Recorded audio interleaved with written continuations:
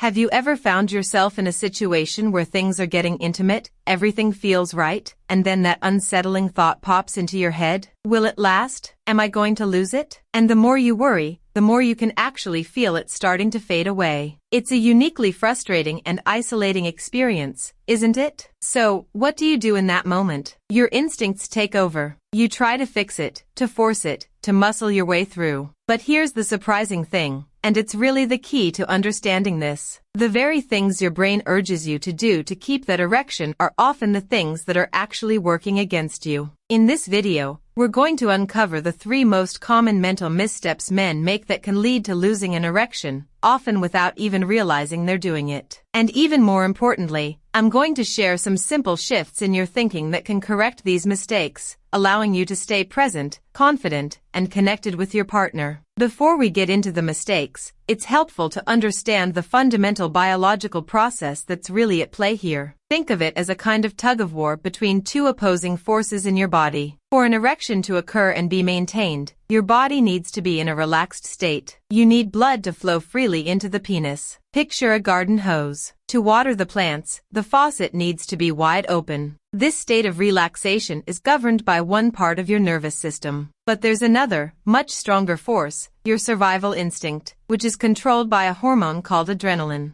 Adrenaline is your fight or flight hormone. When your brain senses any kind of threat, whether it's a real danger or just an anxious, high-pressure thought, it floods your system with adrenaline. And what does adrenaline do? It's a vasoconstrictor. That's a medical term, but it simply means it squeezes your blood vessels shut. It closes the garden hose. Why? Because in a survival situation, your body isn't focused on sex. It's focused on redirecting that blood to your large muscles so you can either fight or run away. An erection requires an open hose. Adrenaline forcefully closes it. The two simply cannot coexist. Every single mistake we're about to discuss is just a different way of accidentally triggering that adrenaline response. And that's why trying harder almost always backfires. So, now you understand the real challenge, adrenaline. We've talked about the psychological triggers, the anxious thoughts that release this erection-killing hormone. But what if you could make your body more resistant to these triggers at a fundamental, cellular level? What if you could address the underlying biochemical reason that makes you so susceptible to that adrenaline rush in the first place? It turns out, you might be able to. I recently came across a very interesting video from a biomedical engineer that describes a surprisingly simple 7-second home remedy designed to do exactly that. It's a completely natural approach that tackles the root cause of these performance issues, allowing your body to achieve strong, lasting erections more easily. This is something you really should see for yourself. To watch this short, insightful video right now, just open the camera on your phone and point it at the QR code you see on the screen. It'll take you right there. I've also included a direct link at the very top of the comment section below this video. Now, while that remedy addresses the core biochemical issue, it's still so important to understand the unhelpful mental habits that trigger the problem in the first place. Knowing both gives you real control. So, let's jump into that first common mistake. This brings us to the very first mistake, which often happens even hours before you're with your partner. I like to call it the pre-date inspection. You know what I mean. You're on your way to a date or getting ready to be intimate, and you're feeling a little nervous, a little uncertain about whether you'll be able to perform. So, you start doing these little checks. Maybe you discreetly touch yourself while you're driving, or you go to the bathroom and try to get things going just to reassure yourself that everything is working properly. You're essentially asking your body, hey, are you ready? Can you do this? You're looking for proof of an erection before there's even a reason to have one. Here's why this can be so damaging. You've essentially turned sex into a test you can either pass or fail before it's even begun. Your penis has now become a measure of your success or failure. If you touch yourself and don't get an immediate, strong response, which is perfectly normal, by the way, your brain doesn't think, oh, I'm just not aroused yet. It thinks, oh no, it's not working. I knew it. This is going to be a disaster. Immediately, your anxiety spikes. Your brain perceives this lack of response as a threat. And what does it do? It releases a surge of adrenaline. You've just physiologically made it harder for yourself to get an erection later on. all because you were trying to reassure yourself. So, what's the solution? It's to shift your focus from inspection to anticipation. Instead of checking on your equipment, focus on the experience itself. On the drive over, think about how much you're looking forward to seeing your partner. Think about the sound of their voice, the way they laugh. Engage in mental foreplay. Build desire and connection in your mind. An erection is a result of genuine arousal, not a switch you can flip on demand. Let it be a welcome guest that arrives when the mood is right, not a performer you force onto the stage for a pre-show audition. Trust the process and stop the checkups. This leads us directly to the second mistake, which happens during the act itself. This is when you feel yourself starting to soften, and your panic instinct kicks in to try and save the situation by speeding things up. This is probably the most common, and the most counterproductive, reaction. You're in the middle of intercourse. You feel that slight change in firmness, and your internal alarm bells start ringing. Your brain shouts, "Do something. Go faster. Go harder." You start thrusting frantically, thinking that more friction and more force will somehow bring it back to life. This actually has the opposite effect. Let's go back to our biology. When you start moving in a frantic, forceful, almost desperate way, your body doesn't interpret that as pleasure. It interprets it as work, as struggle, as stress. Your heart rate skyrockets. Your muscles tense up. You are physically mimicking a state of panic. And what does your brain do when it senses panic and struggle? It releases another dose of adrenaline into your system to help you survive the struggle. This adrenaline rushes into your bloodstream and immediately starts squeezing those blood vessels in your penis shut. So, the very act of trying to force the blood in with speed and friction is what's chemically forcing the blood out. You are literally accelerating the loss of your erection by trying to save it. To help you visualize this, imagine a cross-section of a penis. When erect, the arteries are wide open, like big, plump pipes, allowing blood to rush in and get trapped. When you're stressed, adrenaline circulates and squeezes those pipes shut, leaving only tiny trickles. You can't force water through a closed hose. The solution here is to do the complete opposite of what your panic-driven brain is telling you. When you feel yourself starting to soften, don't speed up, slow down. Take a deep breath. Stop thrusting for a moment. Just hold your partner, kiss them deeply, look them in the eyes, change positions to something less demanding where you can just relax and feel their body against yours. The goal is to consciously deactivate the threat response. By slowing down, breathing, and reconnecting, you're sending a powerful signal to your brain that says, there is no danger here. We are safe. It's okay to relax. This calmness is the antidote to adrenaline. It allows the blood vessels to open back up and invites blood flow to return naturally. The third mistake is the most subtle because it happens entirely inside your head. It's when you become the performance monitor. This is when you mentally check out of the experience and become a spectator of your own body. Instead of being present with your partner, feeling them, enjoying them, connecting with them, your entire mental focus goes down to your penis. Your internal monologue sounds something like this. How's it doing? Is it hard enough? Oh, I think it's getting a little soft. Okay, focus, focus. Is it better now? What if she notices? You're no longer making love. You're conducting quality control. You have split your consciousness in two, the participant and the anxious supervisor. This is a critical error because arousal is not a thought process, it's a sensory one. It's fueled by what you see, hear, touch, and feel emotionally. When your mental spotlight is aimed at your own penis, it is, by definition, not aimed at your partner. You're missing all the sensory input that creates arousal in the first place. And this active monitoring is, at its core, a form of anxiety. It's a worried, judgmental state of mind. And by now, we know what that triggers, a fresh dose of performance-killing adrenaline. The solution is to retrain your focus. It's a practice, like meditation, called sensory focusing. The moment you catch yourself monitoring, you must consciously and actively redirect your attention away from yourself and onto your partner. Anchor yourself in the present moment using your senses. Pick one sense and dive into it. Focus entirely on the sight of them, the curve of their back, the look in their eyes, the way their hair falls. Then shift to sound. Listen to the sound of their breathing, the soft noises they're making. Shift to touch. Feel the texture of their skin under your fingertips, the warmth of their body. By fully immersing yourself in the sensory experience of being with your partner, you leave no mental bandwidth for monitoring yourself. You pull yourself out of your anxious head and put yourself back into your body and back into the shared experience. This presence is what fuels natural, effortless arousal. So, let's bring it all together. The 3 mistakes: the pre-date inspection, speeding up under pressure, and becoming the performance monitor. All 3 seem like logical things to do, but all 3 are just different paths to the same destination: anxiety. And anxiety triggers adrenaline, which is the biological kill switch for an erection. The solution, therefore, is also the same for all 3. It's a fundamental shift in your mindset. You must move your focus from performance into presence, from worry to pleasure, from inspection to connection. Stop trying to make an erection happen and instead create the relaxed, connected, and pleasurable environment where an erection naturally wants to happen. Now, I want to hear from you. Which of these 3 mistakes was the biggest aha moment for you? Leave a comment below and let me know. And if you found this video valuable, giving it a like is a huge help and allows this information to reach more men who might need to hear it. Thanks for watching.